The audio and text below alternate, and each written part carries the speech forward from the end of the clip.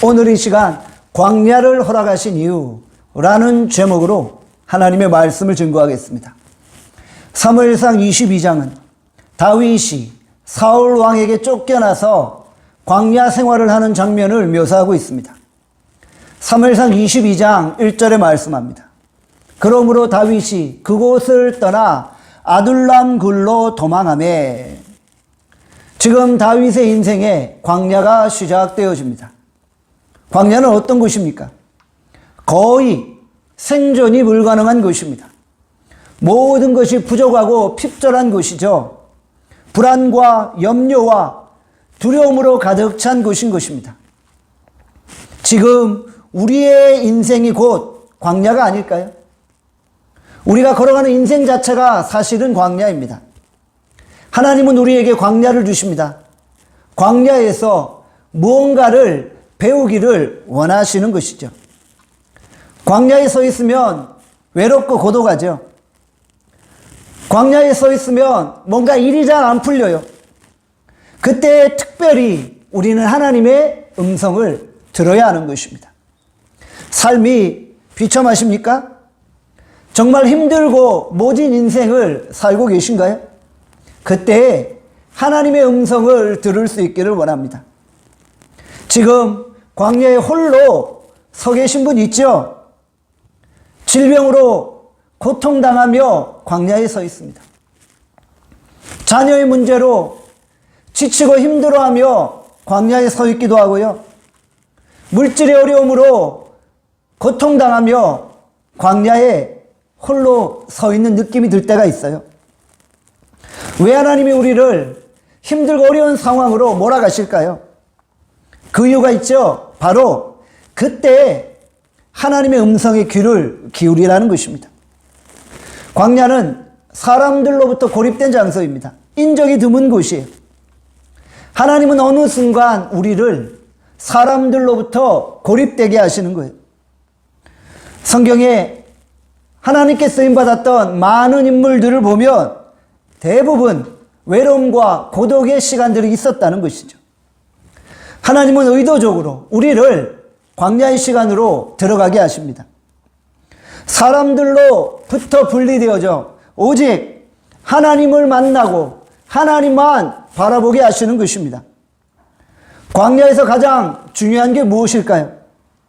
사람들과의 분리됨이 아니라 오직 하나님과의 만남인 것입니다. 광야는 사람들과의 분리됨을 강조하는 것이 아니라 하나님과의 만남을 강조하고 있는 것입니다.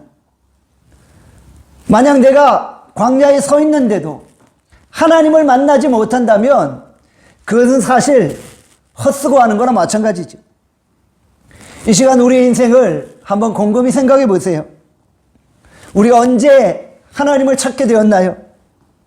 사람들과 떨어져서 홀로 광야에 서 있을 때가 아닙니까? 광야로 가야지 하나님을 만나는 것입니다.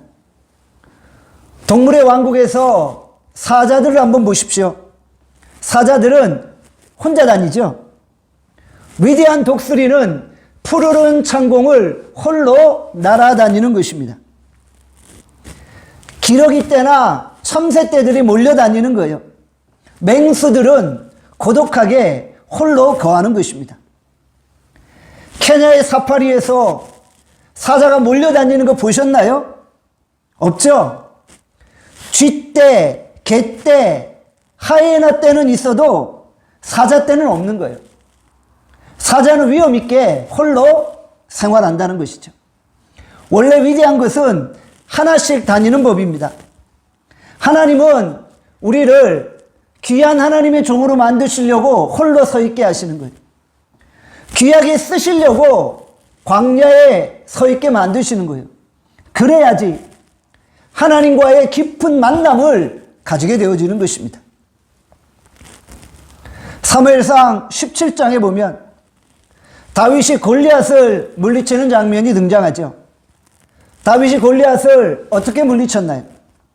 사무엘상 17장 45절에 말씀합니다. 다윗이 블레셋 사람에게 이르되 너는 칼과 창과 단창으로 내게 나오거니와 나는 만군의 여호와의 이름 곧 내가 모욕하는 이스라엘 군대 하나님의 이름으로 내게 나아가노라. 다윗은 만군의 여호와의 이름을 의지하는 믿음을 가지고 골리앗 앞에 섰다는 것이죠. 그리고 하나님의 능력으로 골리앗을 꼬꾸라뜨린 것입니다. 골리앗과의 싸움에서 승리한 이후 다윗의 인생이 어떻게 되었나요? 그때부터 사울 왕에게 쫓겨다니며 인생의 광야를 경험한 것이 아닌가요?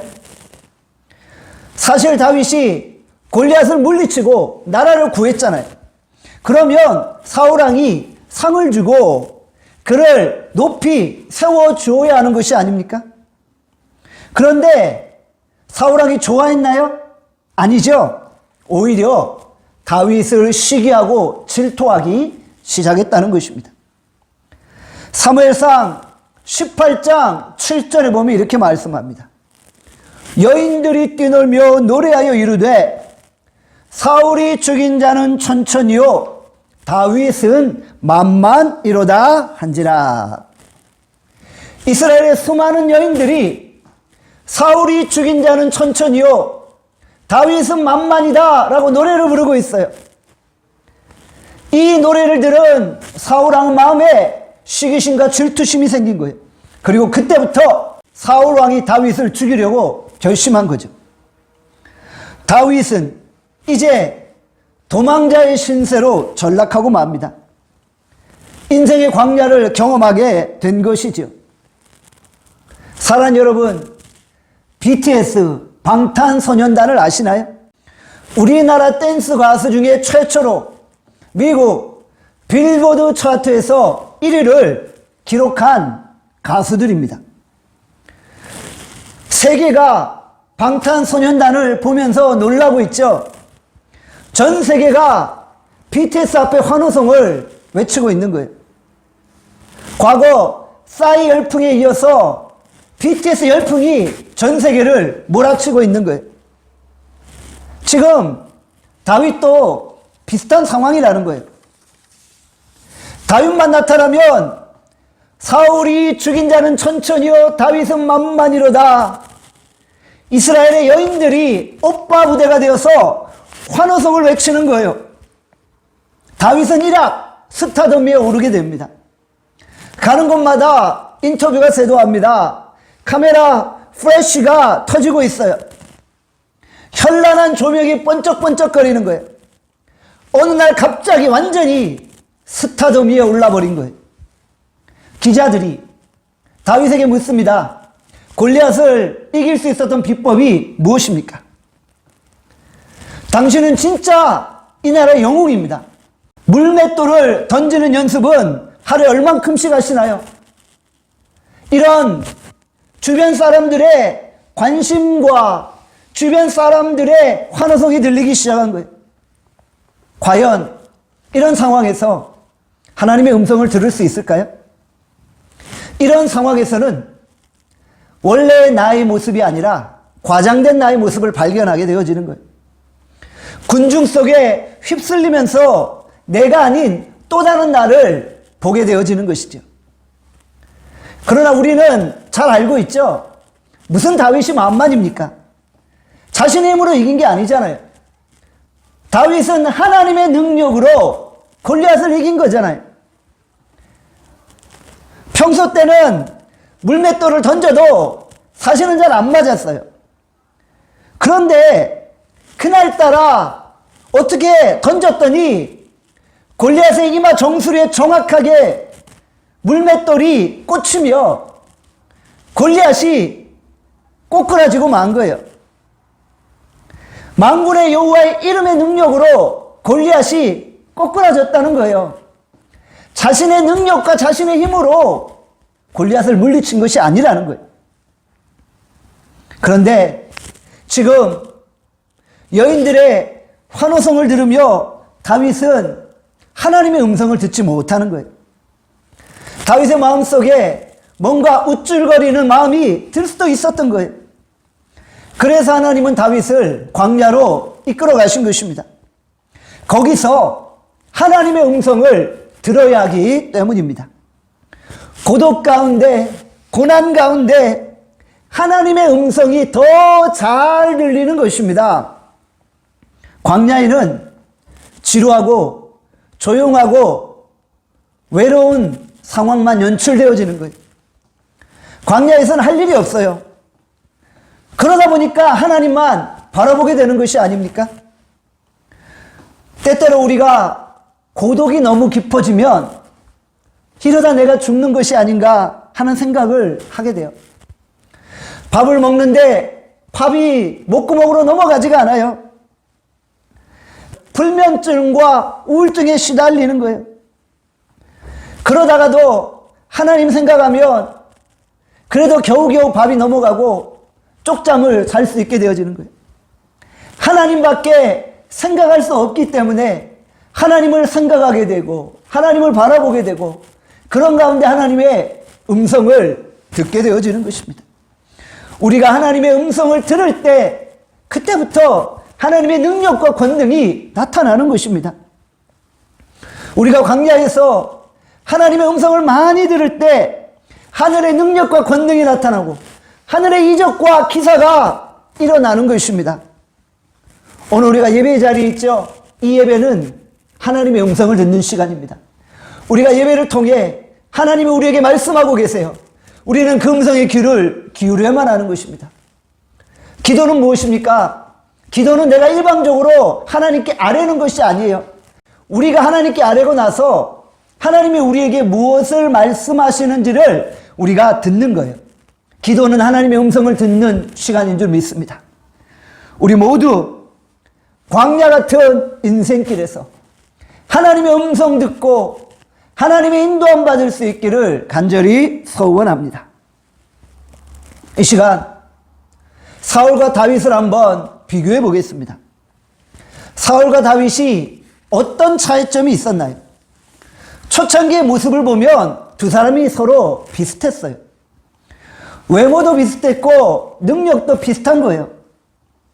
사울과 다윗 둘 다 용모가 붉고 아름다웠다고 성경은 기록하고 있습니다. 처음에는 비슷했어요. 그런데 나중에 보면 사울은 무너져 내렸고 다윗은 승승장구하여 일어났다는 것이죠. 그 원인이 무엇일까요? 오늘 설교의 제목에 그 해답이 있죠. 바로 사울의 인생에는 광야가 없었던 거예요. 그러나 다윗의 인생에는 광야가 있었던 것입니다. 하나님이 우리를 사랑하시잖아요. 그러면 우리를 사울같이 만드시겠습니까? 아니면 다윗같이 만드시겠습니까? 사울은 광야 없이 왕이 되어버린 거예요. 그러니까 왕이 된 이후부터 인생이 꼬이기 시작하고 인생의 광야를 경험한 거예요. 사울은 광야의 길을 걷고 있으면서도 하나님의 음성에 귀를 기울이지 않았어요.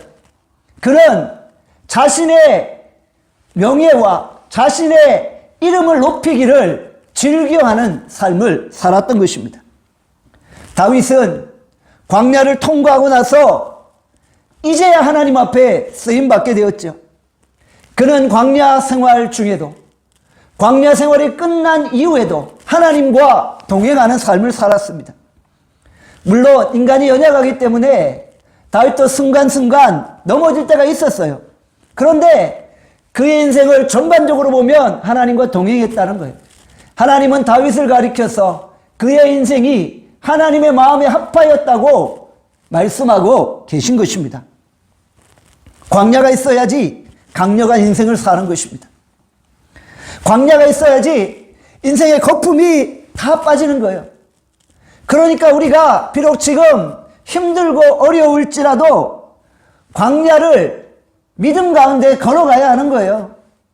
우리 인생의 광야가 꼭 필요합니다. 그렇기 때문에 힘들고 어려워도 인내하시고 견디실 수 있기를 바랍니다.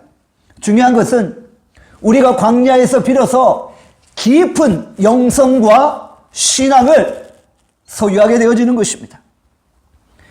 로마서 7장 19절에서 20절에 말씀합니다. 제가 읽겠습니다. 내가 원하는 바 선은 행하지 아니하고 도리어 원하지 아니하는 바 악을 행하는도다. 만일 내가 원하지 아니하는 그것을 하면 이를 행하는 자는 내가 아니요 내 속에 거하는 죄니라.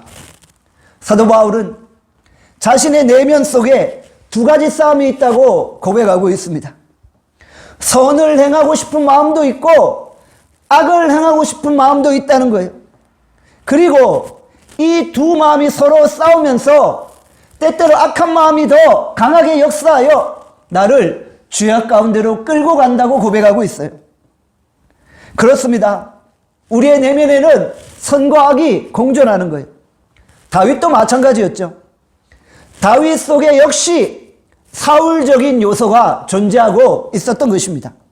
그래서 광야를 거치면서 다윗은 그 내면에 있는 사울적인 요소들을 죽여버리는 거예요. 다윗 속에 독이 있었어요. 그 내면에 꾸정물같이 더럽고 추한 죄악적인 요소들이 있었던 거예요. 그러나 광야 생활을 거치면서 그 독들이 다 빠져나가는 거예요. 쓴뿌리들이 다 제거되어지는 거예요. 우리가 처음 우물물을 팔 때 처음부터 깨끗한 물이 나오는 게 아니에요.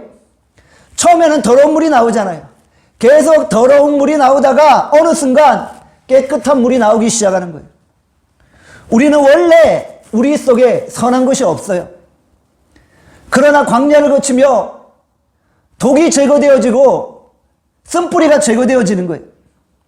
계속해서 꾸정물이 나오다가 어느 순간 맑은 물이 나오기 시작하는 거예요.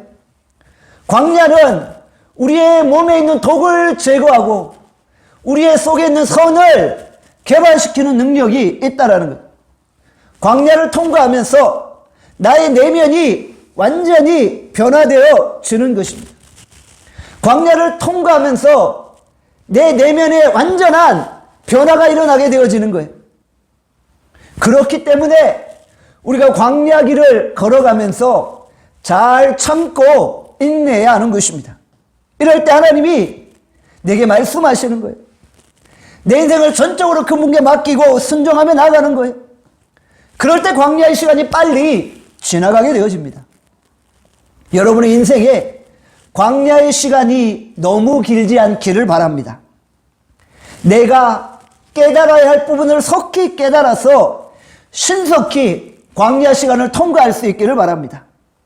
우리가 광야를 통과하면 몸과 마음이 정화되어지고 영혼의 카타르시스가 일어날 수 있는 거예요. 오늘 우리가 믿음으로 광야를 통과할 수 있기를 바랍니다. 우리가 광야에서 어떤 사람들을 만나죠? 광야에 서 있으면 평소에 만나지 못하는 사람들을 만나게 되어집니다. 광야에 서 있으면 나같이 고독한 사람을 만나는 거예요. 광야에서는 백수들이 돌아다니지 않나요? 그래서 광야에서 백수들과 어울리면서 인간관계의 폭이 넓어지는 거예요.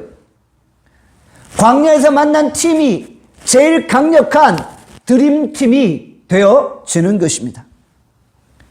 왕국에서 만난 사람들은 한번 어려움이 오면 다 흩어져 버리는 거예요. 그런데 광야에서 만난 팀은 끈끈한 결속력이 있는 것입니다. 오늘 저는 광야에서 만난 한 팀을 소개하고자 합니다. 사무엘상 22장 2절 말씀입니다. 제가 한번 읽겠습니다. 환난당한 모든 자와 빚진 모든 자와 마음이 원통한 자가 다 그에게로 모였고 그는 그들의 우두머리가 되었는데 그와 함께한 자가 400명가량이었더라. 아멘. 지금 아둘람굴에 광야에서 만난 드림팀이 등장합니다. 광야에서 만난 400명이 있는데 이들은 어떠한 모습이었습니까? 자세히 들여다보면 정상적인 사람들은 아니었던 것 같아요. 환난당한 자, 원통한 자, 빚진 모든 자들이 모여 있는 거예요. 사실 그들은 오합지졸 같은 존재예요. 옛날 같으면 다윗이 이런 사람들 만나지도 않았어요. 다윗이 골리앗을 물리치고 만만이라는 소리를 듣지 않았나요? 이스라엘의 오빠 부대가 날마다 다윗을 애워싸지 않았나요? 그는 이스라엘의 군대 장관까지 되었어요. 떠오르는 태양이요 떠오르는 영웅이 되었어요. 어느 순간 유명인사가 되고 스타가 되어버린 거예요. 이런 다윗이 평소 같으면 백소 같은 오합지졸들을 만나겠습니까? 비정상적인 사람들, 환난당한 사람들, 빚진 사람들, 원통한 사람들 거들떠 보지도 않았을 거예요. 평소 같으면 다윗이 이런 사람들 상대도 안 했어요. 그런데 다윗 스스로 쫓겨나 광야에 거하게 됩니다. 낮은 곳으로 내려가게 되니까 다른 선택의 여지가 없는 거예요. 광야에 서 있다 보니까 오합지졸 같은 사람들이 사실은 내 옆에 모여주는 것만으로도 고맙고 감사한 거예요. 사랑하는 여러분, 안 그렇나요? 광야는 아무도 없이 외로운 곳인데 그래도 나를 믿고 모여준 사람이 있다는 것 자체가 고마운 거예요. 광야에서는 머리수만 채워줘도 고마운 거예요. 환난 좀 당하면 어떻습니까? 빚 좀 지면 어때요? 마음이 원통하면 어떻냐고요? 그냥 내 옆에 있어주면 되는 것이지. 이것이 바로 광야입니다. 자기 취향대로 사람을 만났던 사람들이 변화되기 시작합니다. 자기가 좋아하는 사람, 자기와 코드가 맞는 사람만 교제했던 그런 인생들이 변화되기 시작하는 거예요. 광야에 서 있다 보니 사람에 대한 취향이 사라져 버립니다. 주여, 짐승만 아니면 됩니다. 사람이면 됩니다. 이런 고백을 하게 되어지는 것입니다. 우리 주변에 성격이 까다로운 분이 있잖아요. 광야의 길을 걷다 보면 그 깐깐한 성격이 다 야들야들해지는 거예요. 그리고 정말 사람을 사랑하고 사람을 좋아하게 되는 거예요. 그러기 위해서 하나님이 우리를 더 깊은 광야로 인도해 가시는 것입니다. 우리는 광야에서 뭘 배웁니까?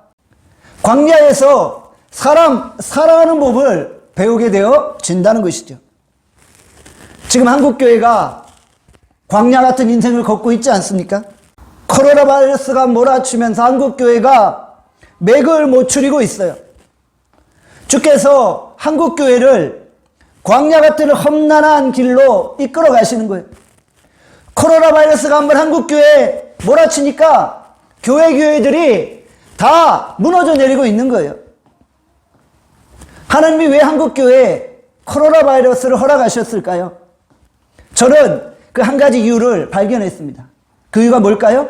바로 영혼 귀하게 여기는 법을 배우게 하기 위해서입니다. 하나님은 코로나 바이러스를 통해 교회마다 한 영혼이 얼마나 귀한지를 깨닫게 하시는 거예요.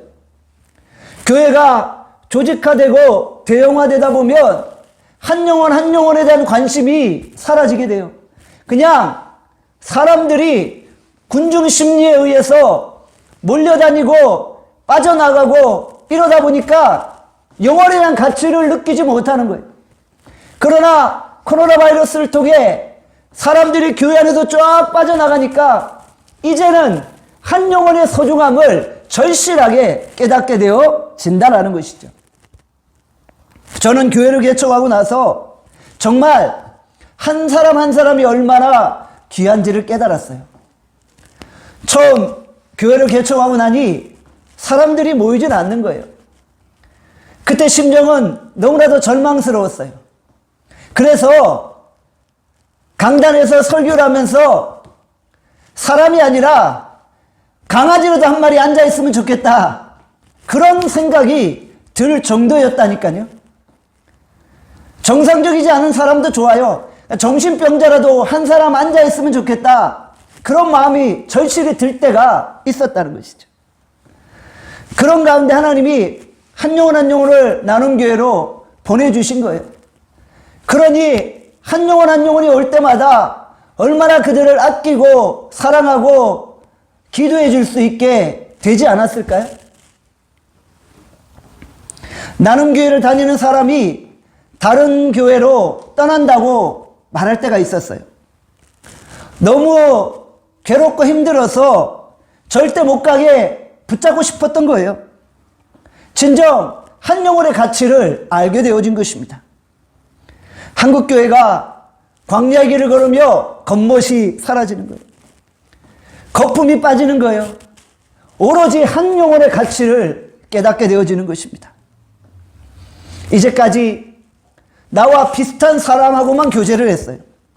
그런데 이제는 찬밥 더운 밥 가릴 게 없는 거예요.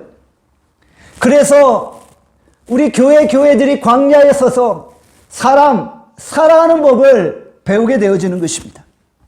광야 속에서 고난을 경험한 사람은 누가 와도 함께 식사하고 교제하고 대화할 수 있게 되어지는 거예요. 예수님께서 요한복음 21장 17절에 이렇게 말씀하셨습니다. 제가 한번 읽겠습니다.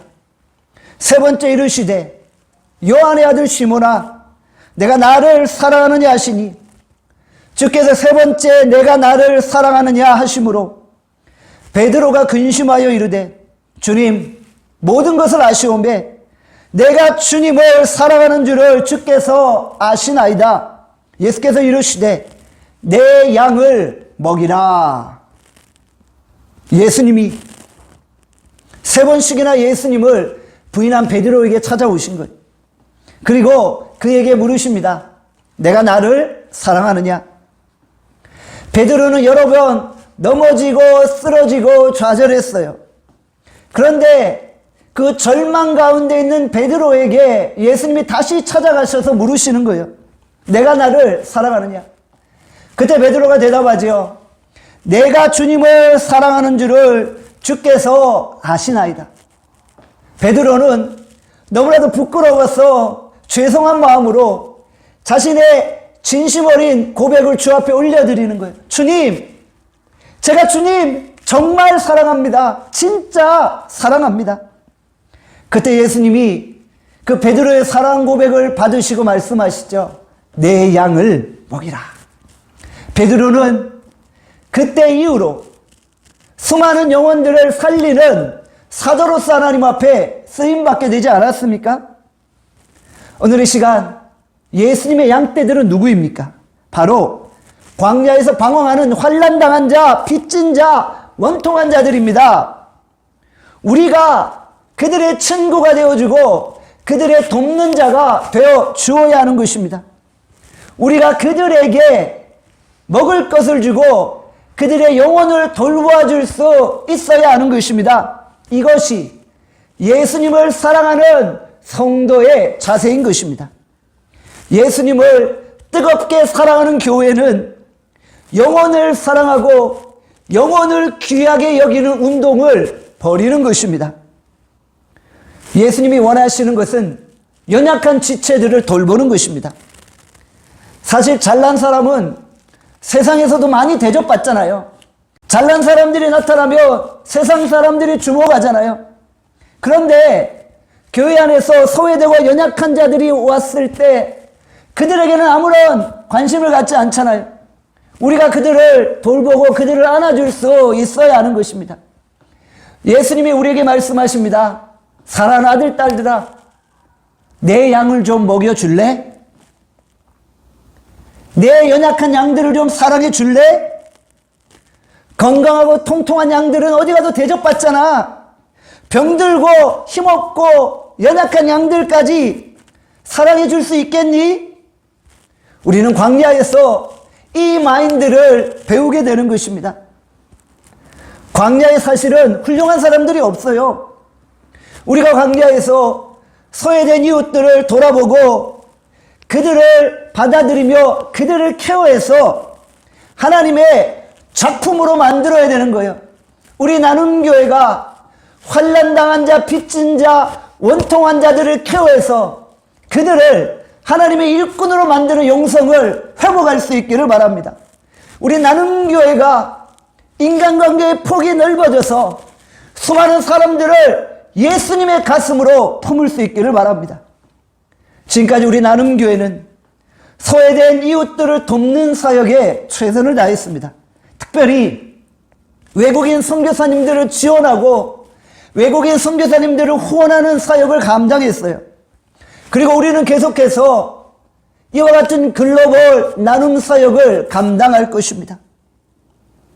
사실 우리가 광야에서 연약한 사람들, 고난당하는 사람들, 원통한 사람들을 품을 수 있는 예수님의 마음을 소유할 수 있기를 바랍니다. 우리가 광야에서 하나님을 사랑하는 법을 배웁시다. 우리가 광야에서 하나님의 음성을 듣는 법을 배우고 기도하는 방법을 배웁시다. 우리가 광야에서 하나님의 뜻이 무엇인지를 분별하고 그 하나님의 뜻을 쫓아 행하는 결단이 있기를 바랍니다. 우리 모두 광야 같은 인생에서 하나님의 음성을 듣고 하나님의 양들을 먹일 수 있기를 간절히 소원합니다. 기도하겠습니다.